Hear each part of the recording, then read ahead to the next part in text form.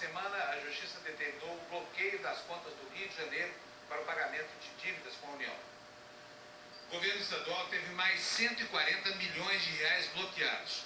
Com isso, já são 310 milhões confiscados só nesta semana. Até o débito ser quitado, todo o dinheiro que entrar na conta do Estado vai direto para o governo federal. O governador Luiz Fernando Pezão já admitiu que vai atrasar ainda mais o pagamento do funcionalismo. O pacote apresentado para cortar despesas enfrenta muitas resistências. A proposta de elevar de 11% para 30% a contribuição previdenciária dos servidores, por exemplo, primeiro foi suspensa pela Justiça e hoje foi devolvida pela Assembleia Legislativa. Famílias que dependem do aluguel social, o auxílio moradia para quem perdeu a casa em desastres naturais ou foi removido de áreas de risco, protestaram contra a extinção do benefício. Outros programas sociais também foram cortados, inclusive os restaurantes populares. A legalização do jogo no Brasil avança. Uma comissão do Senado aprovou o projeto de lei e o texto agora segue para a votação no plenário. O projeto define quais os jogos que poderão ser explorados no país, os critérios para autorização, as exigências para os sócios e as regras para distribuição de prêmios e arrecadação de impostos. Jogo do bicho, cassinos, bingos e apostas eletrônicas poderão ser legalizados.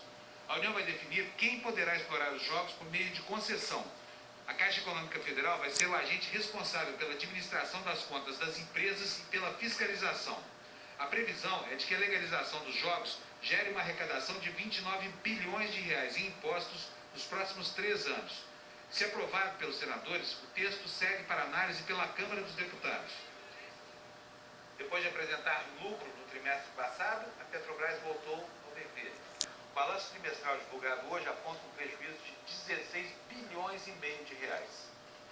A aprovação das novas regras do pré-sal no Congresso movimentou o mercado de petróleo no país. Empresários do setor já disseram ao governo que tem interesse em disputar os campos em águas profundas nos leilões que vão acontecer no ano que vem. O novo texto acaba com a participação obrigatória da Petrobras na exploração dos blocos, com pelo menos 30% em cada um. A estatal, no entanto, ainda vai ter a preferência para escolher os campos em que pretende atuar, que serão oferecidos pelo Conselho Nacional de Política Energética. O presidente mundial da Shell, Ben Van Beurden, anunciou, após audiência com o presidente Michel Temer em Brasília, nesta quinta-feira, que a companhia vai investir 40 bilhões de reais no Brasil nos próximos 4 anos. The things that we heard this morning from both the president and his ministers actually strengthen our belief that we are doing the right things in making Brazil one of the top 3 investment destinations in Shell.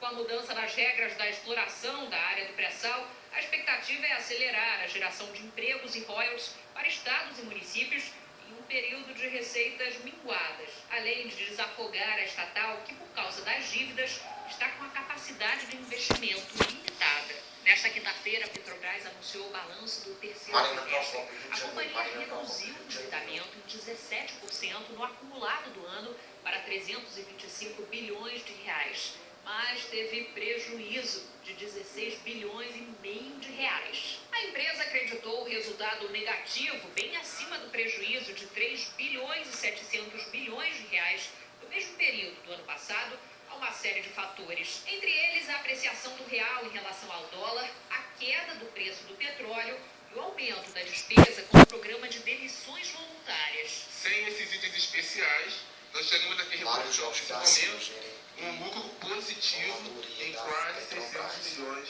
de reais. Você vai ver